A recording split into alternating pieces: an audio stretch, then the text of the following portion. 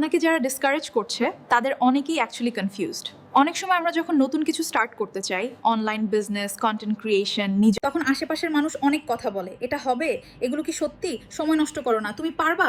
আর তখন আমাদের মনে হয় সবাই হয়তো আমাদের ডিসকারেজ করছে। কিন্তু একটা জিনিস আমি পরে বুঝেছি, সবাই আপনাকে ডিসকারেজ করতে চায় না, অনেকেই শুধু কনফিউজড থাকে, ফিউজড থাকে। মানুষ সাধারণত যেটা বোঝে না সেটাকেই রিস্কি মনে করে, কারণ তাদের পুরো লাইফ হয়তো একটা সার্টেন ওয়েতে গেছে, স্টাডি, জব, স্যালারি, রিপিট। এখন আপনি যদি বলেন আমি অনলাইনে কিছু বিল্ড করতে চাই, একটা জিনিস মনে রাখবেন, মানুষ তাদের নিজের এক্সপিরিয়েন্স থেকে অ্যাডভাইস দেয়। যদি কেউ কোনোদিন অনলাইনে পজিটিভ কিছু না দেখে থাকে তাহলে সে নেগেটিভ ভাববেই। যদি কেউ সবসময় ফেলিয়ার স্টোরিজ শুনে থাকে তাহলে সে ডাউট করবেই। এটা পার্সোনাল না, অনেক সময় তারা আপনাকে প্রোটেক্ট করতে চায়।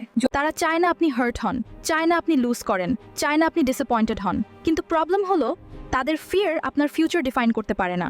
আপনি যেমন সব প্রফেশন বুঝেন না, সব অপরচুনিটি বুঝেন না, তেমন তারাও সব বুঝবে না। পেশেন্স রাখুন, সবাইকে কনভিন্স করার দরকার নেই, নিজেকে প্রুফ করার জন্য তাড়াহুড়া করার দরকার নেই।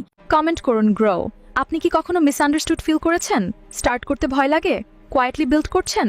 আমি আপনাকে এইজি গাইড করব।